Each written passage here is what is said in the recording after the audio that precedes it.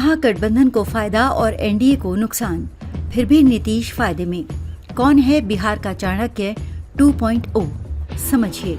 बिहार चुनाव के exit poll और न्यूज चैनलों पर हो रही डिबेट के बावजूद बिहार एक नई सियासी कहानी का गवाह बन सकता है। सीटों को लेकर गठबंधन के भीतर खींचतान मची है। इसी बीच महागठबंधन में सीएम और डिप्टी सीएम चेहरे के ऐलान के बाद ऐसा लग रहा है कि राजद कांग्रेस वाले इंडिया गठबंधन की जीत की संभावनाएं कम हो गई हैं। ऐसा लगने लगा है कि इस बार का मुकाबला एक त्रिशंकु विधानसभा के रूप में सामने आ सकता है। क्या पीके बनेंगे बिहार की राजनीति के चाणक्य 2.0? ऐसा इसलिए कि प्रशांत किशोर की जनसुराज पार्टी खुद को एनडीए और महागठबंधन के बीच एक तीसरी धुरी के रूप में खुद को दिखा रही है।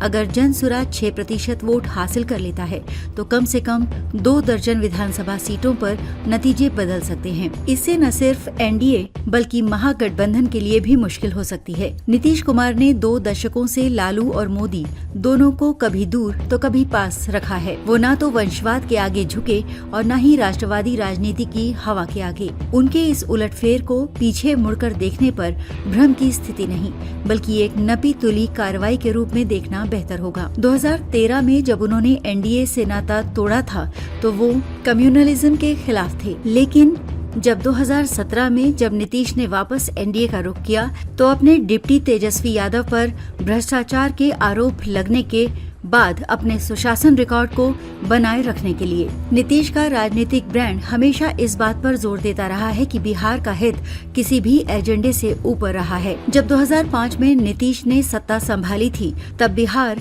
राजनीतिक पतन का प्रतीक था। सूबे में गड्ढों, बिजली की भारी किल्लत और क्राइम का राज था, लेकिन 2 दशक बाद अब सीन काफी बदल चुका है।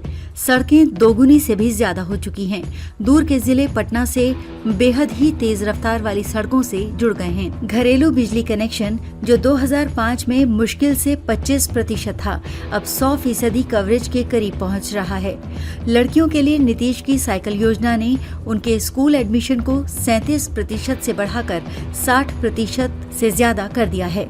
महिलाओं के सशक्तिकरण और शराबबंदी ने नीतीश को एक ब्रांड के तौर पर स्थापित कर दिया। नीतीश अपनी सभाओं और सोशल मीडिया हैंडल पर इसे रखने में पीछे नहीं हटते। नीचे आप उनका ऐसा ही एक पोस्ट देख सकते हैं। अब बात प्रशांत किशोर की। कभी प्रधानमंत्री मोदी के लिए तो कभी सीएम नीतीश के लिए कैंपेन चलाने वाले प्रशांत किशोर ने नीतीश के हथियार से ही उनको घेरा है। प्रशांत किशोर उन्हीं वोटरों पर ज्यादा फोकस कर रहे हैं जिन्होंने बिहार में 2005 में एनडीए सरकार बनने में अहम भूमिका निभाई थी। ये वोटर पढ़े लिखे और बुद्धिजीवी तबके के हैं, जिनमें प्रभावशाली जातियां, गैर यादव, ओबीसी और युवा मतदाता हैं।